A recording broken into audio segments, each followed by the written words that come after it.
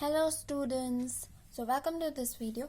સો આજના વિડીયોમાં જે ગુજકેટની 2025ની એક્ઝામ છે એના મોસ્ટ IMP MCQsનું ડિસ્કશન કરવાના છે. ઓકે, સો સ્ટાર્ટ કરીએ છીએ આપણે ચેપ્ટર નંબર 1થી. શું જો ચેપ્ટર નંબર 1 જે છે એ શું છે? વનસ્પતિઓમાં લિંગી પ્રજનન. ઓકે, સપુષ્પી વનસ્પતિઓમાં. સો એની અંદર તમારે આજે મેં ઉપર લખ્યું છે પૂર્વ ફલનની કઈ ઘટના છે, ફલનની કઈ ઘટના છે, પશ્વ ફલનની કઈ ઘટના છે, એ યાદ રાખી દેવાનું છે. ત્યારબાદ બીજું શું યાદ રાખવાનું છે? જીવ વિજ્ઞાન માટે પુષ્પ એ બાહ્યાકાર વિદ્યા અને ભ્રૂણ વિદ્યાકીય દ્રષ્ટિએ અદ્ભુત રચના અને લિંગી પ્રજનન માટેનું સ્થાન છે, એ યાદ રાખવાનું છે. ત્યારબાદ આવે છે આ ટોપિક જે આપણે જોયું તો પૂર્વ ફલનનો ટોપિક છે. ઓકે, સો એની અંદર શું યાદ રાખવાનું છે?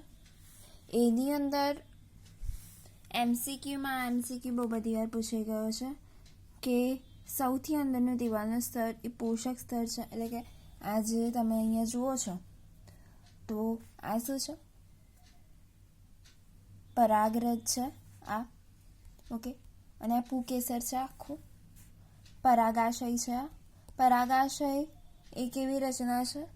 ચતુષ્કોટરીય છે અને દ્વિખંડીય રચના છે.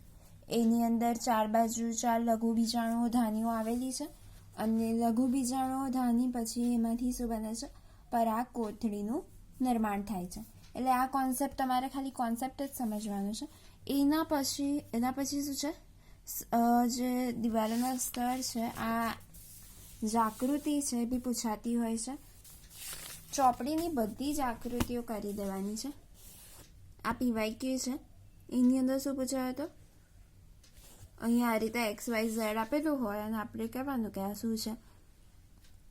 ઓકે, આ બી પૂછાઈ શકે છે, આ ફિગર બી પૂછાઈ શકે છે. ઓકે, અને અહીંયા જ પોષક સ્તર જે છે સૌથી અંદરનું સ્તર છે, તેની અંદર લઘુ બીજાણુ માતૃકોષો આવેલા છે અને પોષક સ્તરની અંદર ઘટ્ટ કોષરસ આવેલો હોય છે અને બીજું શું આવેલું હોય છે? એક કરતાં વધારે કોષ કેન્દ્ર આવેલા હોય છે. એ જ અહીંયા MCQ પૂછાયેલો હતો. ઓકે,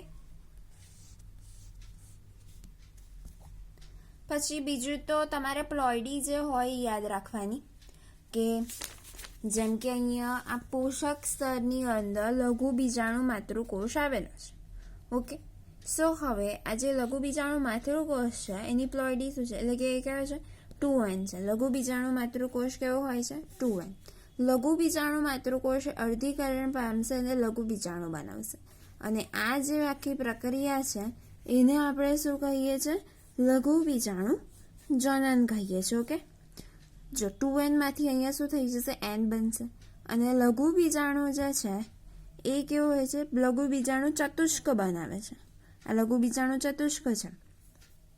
પછી જ્યારે પરાગાશય પરિપક્વ થશે ત્યારે શુષ્ક એટલે કે લઘુ બીજાણુઓ એકબીજાથી છૂટા પડે છે અને પરાગરજમાં પરિણમે છે. ઓકે, આટલી વસ્તુ યાદ રાખવાની છે. મેં તમને કીધું એવી રીતે કે આ ફિગર એની પહેલાંની ફિગર. ત્યારબાદ આ ફિગરો બી પૂછાતી હોય છે. આના નામ નિર્દેશન, આ રસ્તાની છે, કોષ કેન્દ્ર છે, એ આમાંથી એ યાદ રાખવાનું છે કે જનન કોષ મીન્સ કે સ્પોરોપોલેનિનનું સૌથી બહારનું આવરણ સ્પોરોપોલેનિનનું છે. વ્યાસ જે છે એ કેટલો છે આનો? પરાગરજનો 25 થી 50 માઇક્રોમીટર. ઓકે, પછી આ જે આખો પેરેગ્રાફ છે એ કારણ અને વિધાનમાં પૂછાતો હોય છે, કાં તો ટ્રુ ફોલ્સમાં પૂછાતો હોય છે, MCQsમાં આવતા હોય છે ને એની અંદર. ઓકે, એટલે આ બી કરી દેવાનું છે, વાંચી લેવાનું ખાલી. ઓકે, એનું જે જનન છિદ્રો જે છે એના વિશે, પછી અંતઃઆવરણ, પછી વાનસ્પતિક કોષના કોષરસમાં જનન કોષ આવેલો હોય છે એ ટાઈપનું બી બધું પૂછાતું હોય છે.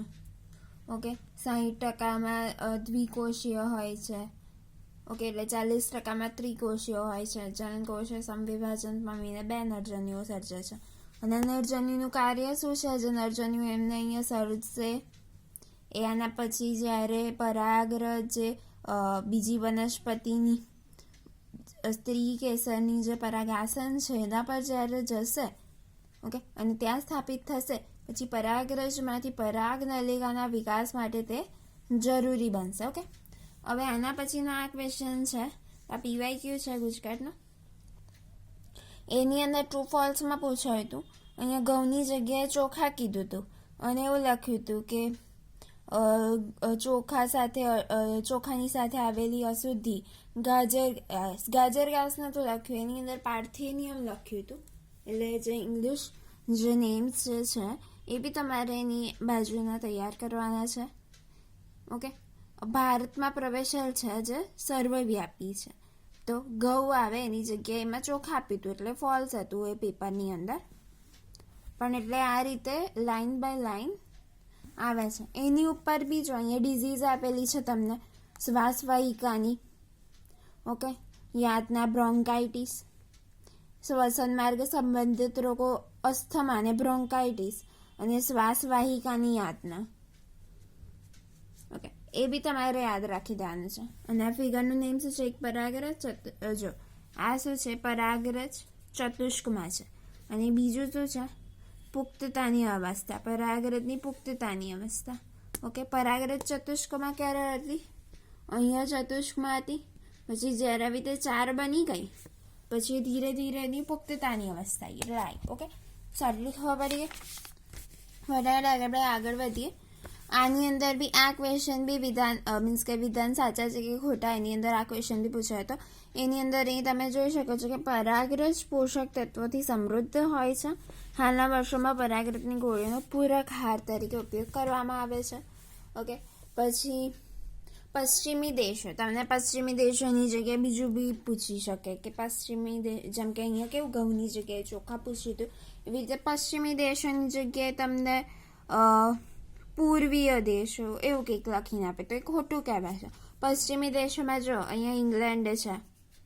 ઓકે, ઇંગ્લેન્ડ આવે કારણ કે જો આ પેકેટ પર ઇંગ્લેન્ડ લખ્યું છે અને ઇંગ્લેન્ડ એ પશ્ચિમી દેશો જ છે. પછી ઘોડા અને રમતવીરો આનો યુઝ કરતા હતા. પછી જે જીવિતતા જે છે એની શેના પર આધાર રાખે છે? તો તાપમાન અને ભેજ પર આધાર રાખે છે, એ બી યાદ રાખવાનું.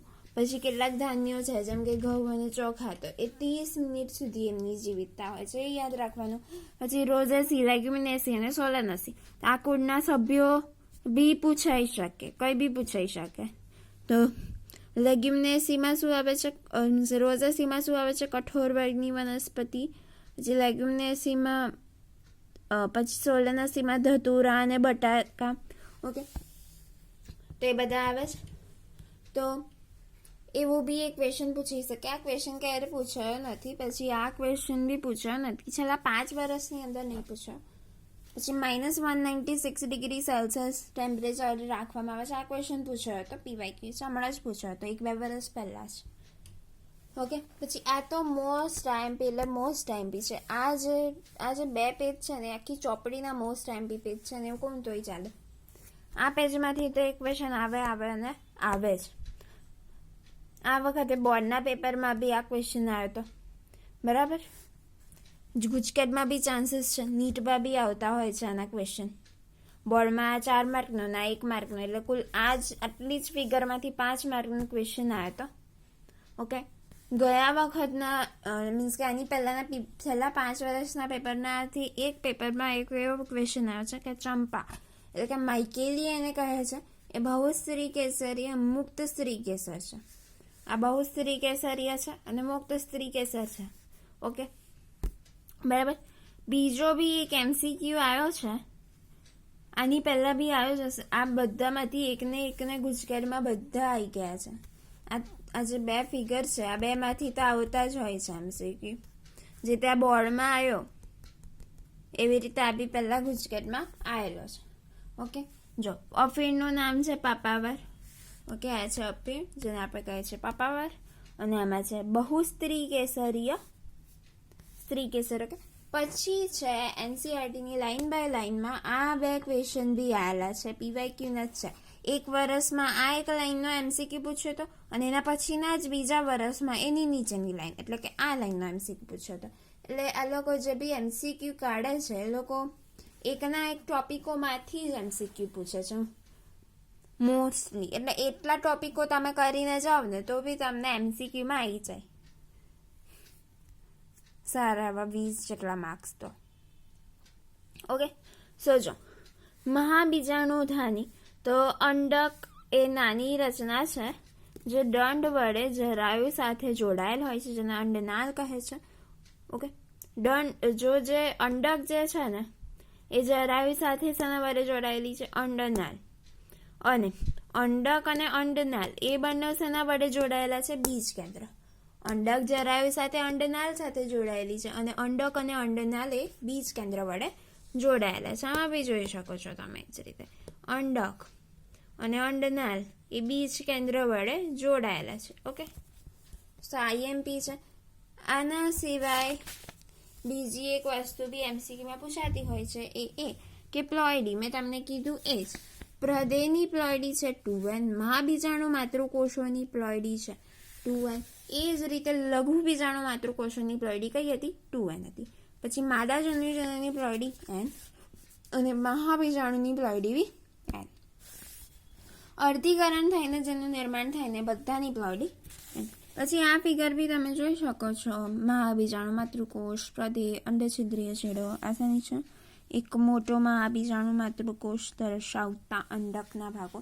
મીન્સ કે આ 4 ફિગર જે છે ને, આ 5 કે આ 4, આમાંથી બી ક્વેશ્ચન્સ આવતો હોય છે. એક ક્વેશ્ચન એવો બી પૂછ્યો હતો કે અહીંયા વચ્ચે જે છે ધ્રુવીય કોષ કેન્દ્રો પ્લસ નરજન્યુ એનું ત્રિકીય જોડાણ છે. તો આ એક ક્વેશ્ચન બી પૂછાયેલો છે. અહીંયા નીચે તંતુમય પ્રસાધન આવેલું છે, એની ઉપર સહાયક કોષો 2 આવેલા છે અને એની ઉપર અંડકોષો આવેલા છે. એ યાદ રાખવાનું ભૂલતા નહીં કે ભ્રૂણપોષ 7 કોષીય અને 8 કોષ કેન્દ્રીય હોય છે. ઓકે, આટલી વસ્તુ છે. પછી સ્વફલનમાંથી તો નહીં પણ સમૃદ્ધ પુષ્પોમાંથી આ ક્વેશ્ચન આવતો હોય છે કે વાયોલા અબુટી અને કોમેલિના, ઓકે, એ 2 પ્રકારના પુષ્પો સર્જાય છે જેને હવાઈ પુષ્પો કહે છે. ઓકે, આ ક્વેશ્ચન બી આવતો હોય છે. અને સમૃદ્ધ પુષ્પોમાંથી બહુ બધા ક્વેશ્ચન્સ વિધાન અને કારણના મળી શકે છે. મેં જે બી MCQ ટીક કર્યું છે તમે જોઈ લેજો બુકમાં. એ બધા જ ક્વેશ્ચન્સ આવી શકે છે. ઓકે, એના પછી પરવશમાંથી બી આવી શકે છે. આ જનીનિક રીતે બી પરફલન મીન્સ કે જનીનિક રીતે ભિન્નતા દર્શાવે છે, જ્યારે ગેટેનોટોમી જનીનિક રીતે ભિન્નતા દર્શાવતું નથી. આની જે ફિગર છે એ બી યાદ રાખજો. આ સમૃદ્ધ પુષ્પો છે, આ હવાઈ પુષ્પો છે. ઓકે, આ બધું પૂછાઈ શકે છે, સંભાવના રહેલી છે. આની ફિગર બી કે આ શેનું છે? મકાઈના ડોડાની છે. ઓકે, આમાં પીછાયુક્ત પરાગાસન છે. વાત પરાગિત પુષ્પો કહેવામાં આવે છે. મકાઈનો ડોડો, ઘાસ પણ એક વાત પરાગિત જ છે. ઓકે, પછી પાણી દ્વારા પરાગને તો લગભગ 30 જેટલી સીમિત જાતિઓમાં થાય છે. દ્વિઅંગી અને ત્રિઅંગી પાણી એ નરજન્યુઓના સ્થળાંતરણ માટેનું એક માધ્યમ છે. એ દ્વિઅંગી અને ત્રિઅંગીઓ સુધી સીમિત રહેલું છે. વેલેસ્નેરિયા હાઇડ્રીલા આ મીઠા પાણીના છે. આ બી પૂછાતું હોય છે. ઓકે, આ વેલેસ્નેરિયા અને હાઇડ્રીલિયા વાળો ક્વેશ્ચન છે ને એ બી પૂછાતો હોય છે. છેલ્લા 5 વર્ષમાં આ પૂછાઈ ગયેલો છે કે જળગુંબી એ જલીય લીલ છે, કીટકો કે પવન દ્વારા પરાગિત થાય છે. ઓકે, અને એટલું બી યાદ રાખવાનું કે મીઠા પાણીની વનસ્પતિઓ જે કે વેલેસ્નેરિયા નિષ્ક્રિય વહન કરે, એમની જે પરાગરજ હોય ને એ. એટલે આમાંથી એટલા ક્વેશ્ચન. પછી આ બી મેં અંડરલાઇન કરીશ અને બધું તમે જોઈ લેજો બુકની અંદર. આ ફિગર બી ઇમ્પોર્ટન્ટ છે. નર પુષ્પ, માદા પુષ્પ, અહીંયા પરાગાસન, માદા પુષ્પ. આ જો આ છે ને એટલે નર પુષ્પની અંદર આને અહીંયા દેખાડ્યું છે. આ જે છે આ પાર્ટ એને અહીંયા દેખાડ્યો છે પરાગાસનનું. માદા પુષ્પનો આ ભાગ, આટલો ભાગ, આ જે ભાગ છે ને આટલો ભાગ એને મોટો કરીને અહીંયા દેખાડ્યો છે. અને એની બી અંદર આ જેનું પરાગાસન છે એની અંદર નર પુષ્પની જે પરાગરજ જે છે ને અહીંયાથી અહીંયા જાય છે એ રીતનું દેખાડ્યું છે.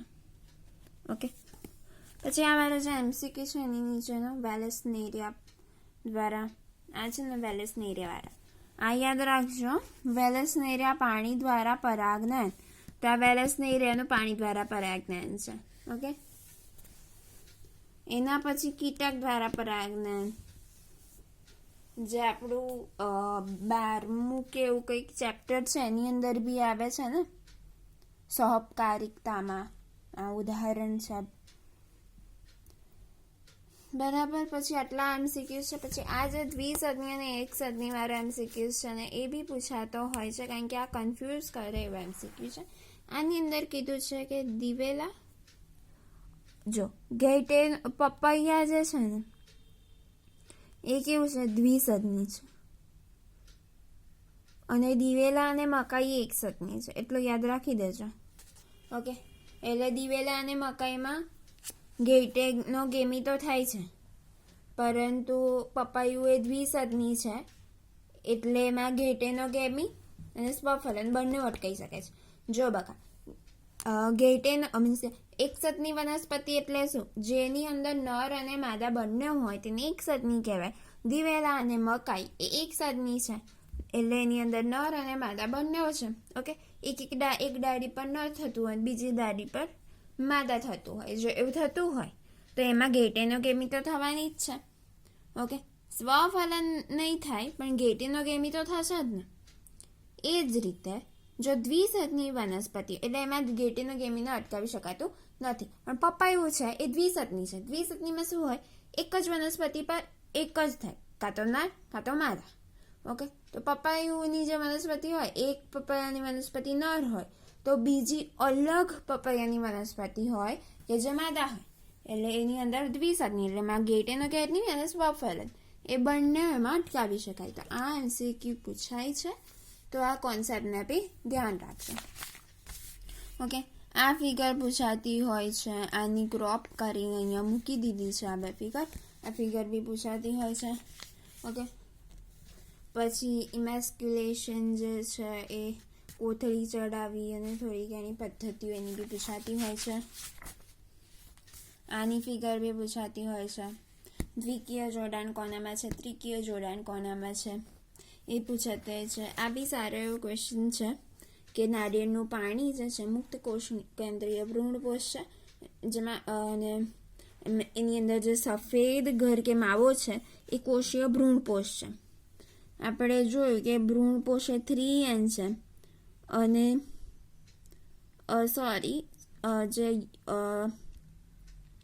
આપણે જોયું કે ભ્રૂણપોષ જે છે એ કેવું છે? એ છે 3N છે અને જે યુગ્મન જ બનતું હતું એ 2N છે, જે ભ્રૂણ તરીકે વિકાસ પામે છે. ઓકે. પછી આની ફિગર પૂછાતી હોય છે કે આને વરુથી કે કહેવાય ભ્રૂણાગ્રજોળ. એ જ રીતે આની બી એક ફિગર અહીંયા બી આપેલી છે, જોઈ શકો છો તમે. આ બી પૂછાતી હોય છે. આ 11th સ્ટાન્ડર્ડમાં બી આવતી હતી. ઓકે. તો ભ્રૂણ મૂળ ચોલ ભ્રૂણ મૂળ એટલે આ બધી ફિગર તમારે એટલું યાદ રાખવાનું, ગોખી જ દેવાની, યાદ કરીને જ જવાનું. ઓકે. કંઈ બી ક્વેશ્ચન પૂછાઈ શકે છે અને આપણો 1 માર્ક બહુ જ ઇમ્પોર્ટન્ટ છે. પછી આલ્બ્યુમિન મુક્ત છે તો મગફળી વટાણા જ્યાં ભ્રૂણ વિકસે મીન્સ કે ભ્રૂણ વપરાય. એટલે એનું ઉદાહરણ એક આઈ થિંક અહીંયા બી છે. હા રહ્યું. એનું ઉદાહરણ અહીંયા બી છે કે ચીલગ્ન ન હોય તેવા વટાણા મગફળી વાલ જેમાં ભ્રૂણપોષ સંપૂર્ણ રીતે વપરાઈ જાય. આ બી પૂછાય છે. આ વખતે બી પૂછાયું હતું બાયોના પેપર વખત. ઓકે. 2025 બોર્ડ પેપરમાં બી MCQ પૂછ્યો હતો. ઓકે. અને ચીલ લગ્ન હોય તો દિવેલા અને નાળિયેર. ઓકે.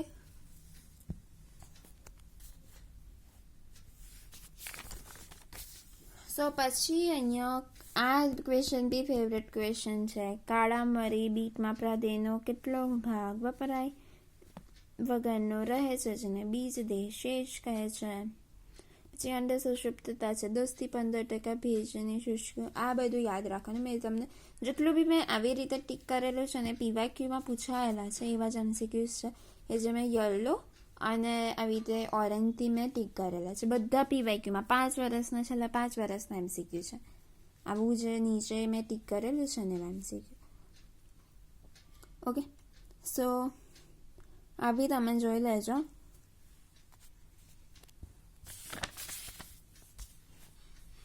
પછી લ્યુકપાઇન આર્કિટેક્ટ્સ વાળો એમસીક્યુ.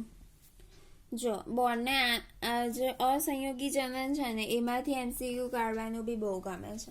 અસંયોગી જનનમાંથી બી એમસીક્યુ એ નીકાળતું હોય છે. અસંયોગી જનન એ અલિંગી સ્વરૂપે થાય છે. પછી જો એરેસ્ટેસિયા અને ઘાસના મૂળની કેટલીક વનસ્પતિઓ નિર્ભેળતા જોવા મળે છે. દ્વિકીય અંડકોષનું નિર્માણ થાય છે. ઓકે, ફલન વગર ભ્રૂણમાં વિકાસ. લીંબુ અને કેરીની ઘણી જાતિઓમાં વનસ્પતિનું ભ્રૂણપોટનું. પછી બહુભ્રૂણતા. ઓકે, લીંબુ અને કેરી જે છે એમાં બહુભ્રૂણતા જોવા મળે છે. આ બી એમસીક્યુ છે, પૂછાય છે. હા, પછી આનું કારણ મીન્સ કે આનું જે છે ને વિધાન અને કારણમાં આમાંથી પૂછાય છે. કાં તો તમને વિધાન આપેલા હોય ને ટ્રુ ફોલ્સમાં પૂછાય છે. સંકરણ મારું કે સંકરણમાં 10 વર્ષે સંકર બીજ ઉત્પન્ન કરવા પડે છે, મુશ્કેલી પડે છે, બીજ ઉગાડવા પડે છે, ખેડૂતો સંકર બીજની કિંમત વધુ હોય છે, સંતતિના લક્ષણોનું વિશ્લેષણ થતું નથી. અસંયોગી જનન દ્વારા જે રૂપાંતરિત કરવામાં આવે ને એમાં સંતતિના લક્ષણોનું વિશ્લેષણ થતું નથી, એટલે ખેડૂતોને સંકર પાક મેળવી શકે છે અને દર વર્ષે સંકર બીજ ખરીદવાની જરૂર રહેતી નથી. આનું વિધાનને કારણ પૂછાઈ શકે છે. ઓકે, ઔદ્યોગિક એકમોમાં અસંયોગી જનન મહત્વને કારણે વિશ્વભરના પ્રયોગશાળા થઈ રહ્યા છે. ઓકે, સો આ હતું આપણું ચેપ્ટર નંબર 1. ઓકે, હવે આપણે જોઈએ છે ચેપ્ટર નંબર 2. ઓકે, તો જે તમારું ચેપ્ટર નંબર 2 જે છે હ્યુમન રિપ્રોડક્શન, એની અંદરથી આ તમે ચાર્ટ જોઈ લેજો એકવાર. ચેપ્ટર નંબર 2માંથી અહીંયાથી એમસીક્યુ આયા નથી, આ એરિયામાંથી એટલા બધા મેં હાઇલાઇટ કર્યું છે, જોઈ લેજો. બસ એટલું યાદ રાખજો ને કે લેડિંગના કોષો એન્ડ્રોજન્સથી ઓળખાતા શુક્રપિંડીય અંતઃસ્ત્રાવનું સંશ્લેષણ તથા સ્ત્રાવ કરે છે, રોગ પ્રતિરક્ષા માટે સક્ષમ હોય છે. હા, આમાંથી એવો ક્વેશ્ચન આવ્યો હતો, એક પેટર્ન કીધી હતી કે સૌપ્રથમ શુક્રોત્પાદક નલિકામાંથી વૃષણજાળમાં છે, વૃષણજાળમાંથી શુક્રવાહિકામાં, શુક્રવાહિકામાંથી અધિવૃષણ નલિકામાં. આ પેટર્ન સળંગ 2 વર્ષ પૂછેલી છે. ઓકે, પીવાયક્યુમાં છેલ્લા 5 વર્ષમાં. ઓકે, એ યાદ રાખજો. આમાંથી એમ તો ક્વેશ્ચન